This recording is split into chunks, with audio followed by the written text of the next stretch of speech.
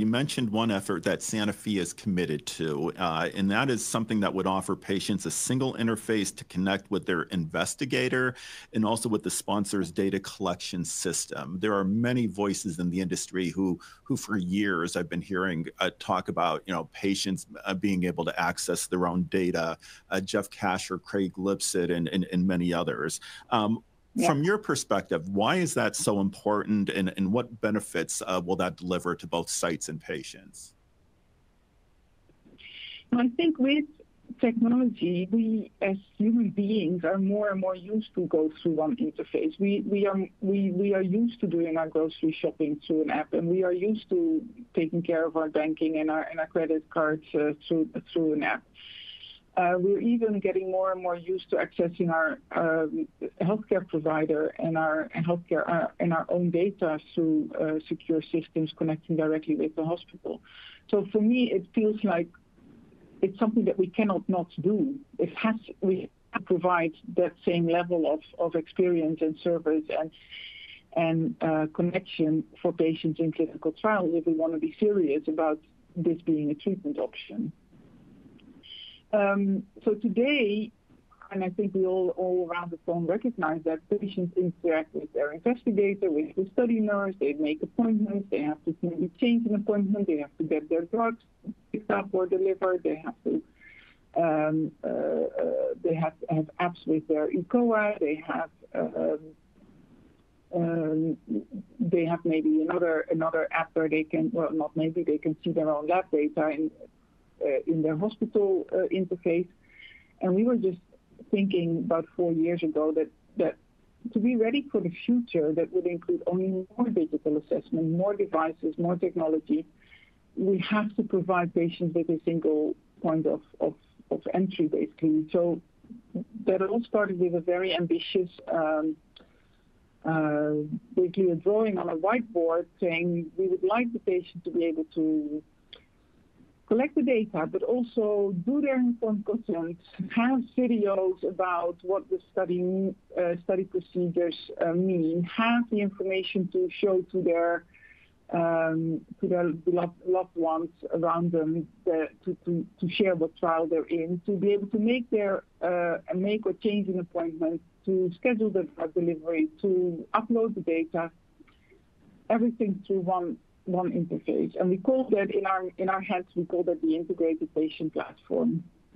And so I can't disclose more details, but I can share that after 4 years, I'm actually in the US this week for the great kickoff meeting that we're having, and the first patients will be using this in April, May of next year. And this is going to be wonderful. The one. Yeah. Thank you. And Miles, could we go ahead and put up that last poll question? And this one simply asks for everybody listening in today, if you could let us know which therapeutic areas you're currently using these type of devices in. There are several options there that you can select from, and I'm hoping you can take a moment to just go ahead and click off a few of those so we can get a good idea of where companies are trying to make use of these devices. And we had a question come in. I'm going to try and get through 2 more questions in the time we have left here. But one person says, how do you confirm that a participant's child or family member isn't using the same wearable device for their own personal uses?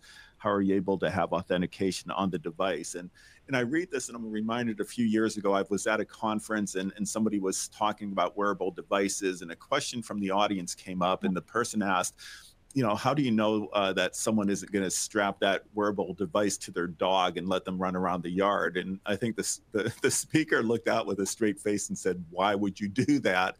And the person asking the question didn't really have an answer. But do you need to be concerned about things like this, another family member wearing the device for some reason, or how do you handle situations like that? Well, I think the situation we had with the under mattress sensor and the sick child just demonstrates that yes, you have to have those things in place.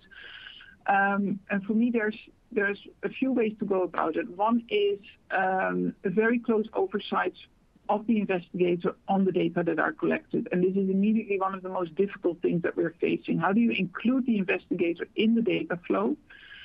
And how do you give the investigator opportunity to interact with the patient based on the data that are coming in? And how do you track all of this, and how do you ensure that in the end you have an audit trail and can pass any inspection on the integrity of the data? So this is still something that I don't have the answer to completely. Another approach that I personally quite like are devices that are a patch, a skin patch, are integrated in a skin patch, because that is especially if you want to have data 24 hours in every week or things like that. You can't, of course, have that continuously. But with a patch, you can do like a bio scan that this is indeed the person that you're taking the data from, is your trial participant, and you know exactly the time that it's put on and the time that it's taken off, and so that is a way for quite a lot of data to be relatively secure from this point of view. But then, of course, you have to make sure you can't do that in all the dermatology studies, for example. So there's again tons of things to think about, but these are two things that I want to highlight.